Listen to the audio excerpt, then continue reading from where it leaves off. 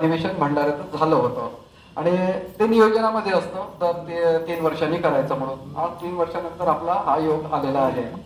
आपण दरवर्षीच्या कार्यक्रमामध्ये आपण जे कार्यक्रम करतो त्याच्यामध्ये जे दृष्टीबाधित म्हणजे जे अंध असतात त्यासाठी 4 जानेवारीला लुई ब्रेल जयंती करण्यात येते. त्याच्यानंतर 17 मेला संत सुरदास जयंती आणि 20 जूनला सक्षम स्थापना दिवस, 25 ऑगस्टला राष्ट्रीय नेत्रदान पखवाडा असतो. त्याच्यानंतर 22 सप्टेंबरला अष्टावक्र जयंती असते. 3 डिसेंबरला विश्व विकलांग दिवस असतो आणि 28 डिसेंबर हा आपला आता यावेळेला आपला याच्यामध्ये हे केलेला आहे, ऍड केलेला आहे तो राष्ट्रीय सशक्तीकरण दिवस म्हणून. आपण आज जिल्हा अधिवेशनासोबत तो सुद्धा दिवस आपण साजरा करतो आहे. आपल्या मागच्या वर्षीच्या ह्याच्यामध्ये नेत्रदान पखवाडामध्ये आपण जे सामाजिक हे ज्या काही संस्था काम करतात त्याच्यासोबतच आपलं सक्षम येऊन सोबतच त्यांच्या काम करत असतो. असं सक्षमचं आपण त्यात अस्तित्व असतं आपलं.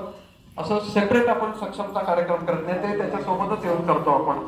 प्रांताच्या बैठकीचं आयोजन असतं 3 महिन्यामध्ये. ते सुद्धा आयोजन आपण केलं होतं मागच्या वर्षी 30/11/2024 ते 12 2 दिवसाचं अधिवेशन असतं. प्रांत बैठकीचं आयोजन केलं होतं. विदर्भ प्रांताचे 8 जिल्ह्याचे प्रतिनिधी येतात.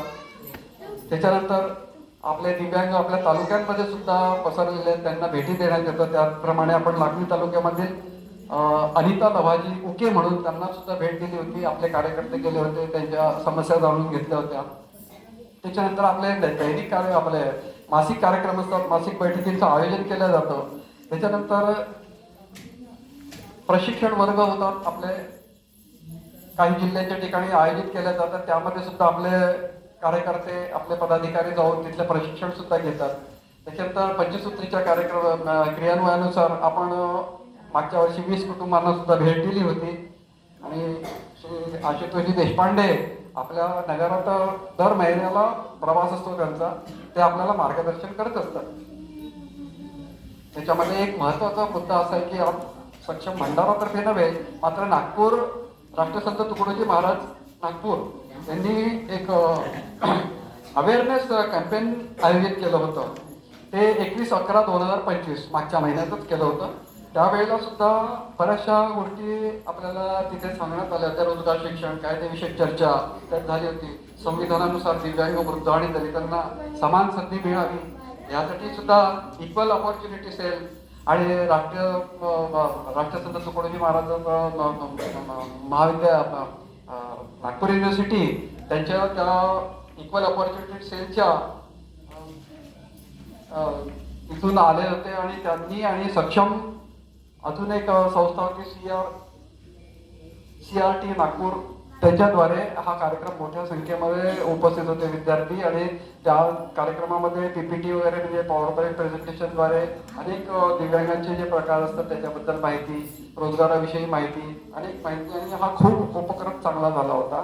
असं भंडाऱ्याचं हे मागच्या वर्षीचा हा अहवाल आहे आणि यावर्षी आपण आता आपल्या या जिल्हा अधिवेशनाला हे करतो. आता आपण सक्षम का बरं निर्माण झाली त्याचं एक 2 मिनिटामध्ये मी वाचूनच सांगणार आहे.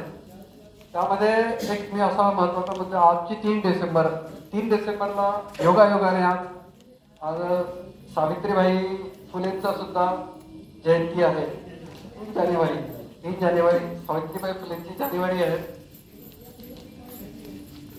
तर त्यानिमित्त आपण तिथे त्यांचा फोटोचा अनावर पुष्पगुच्छ आणि तो बालिका दिन म्हणून आपण साजरा करत असतो. भारताच्या पहिल्या महिला शिक्षिका व समाजसुधारक म्हणून सावित्रीबाई फुले यांचा जन्म झाला होता. आज योगायोगाने आपल्याकडे तो सुद्धा आपण साजरा करतो आहे.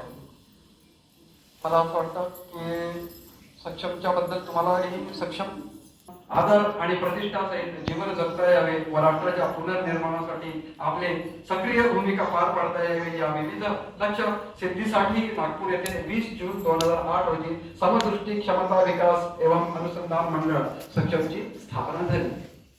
सक्षम एक राष्ट्रीय संघटना आहे जे दिव्यांगांच्या सर्वांगीण विकासासाठी तसेच त्यांच्या सशक्तीकरणासाठी ध्येयाने समर्पित आहे.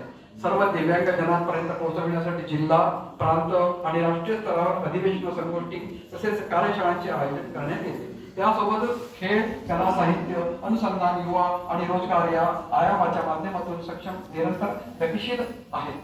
अधिकतम सकलांग व्यक्तींना विकलांग जनांप्रती जागरूक करणे, त्यांचे दायित्व आणि अधिकारांप्रती सजग करणे, समदृष्टी उत्पन्न करणे आणि समाजात त्यांना मुख्य धारेत आणण्यासाठी अनेक कार्यक्रमाच्या आयोजनाच्या सर्व जिल्हा शाखा या आपल्या समविचारी संस्थांसोबत संगोष्ठी, रॅली इत्यादीद्वारा सुद्धा हा प्रयत्न करीत असतात. ही सक्षमची थोडक्यात माहिती आहे. आज सुद्धा आपण तेच करतोय. मी शेवटचं वाक्य जर बोललो की जे समविचारी संस्था असतात ते शासकीय असतो, तो अशासकीय असतो. ही जनचिंतना सुद्धा शाळा हे अशासकीय शाळा आहे.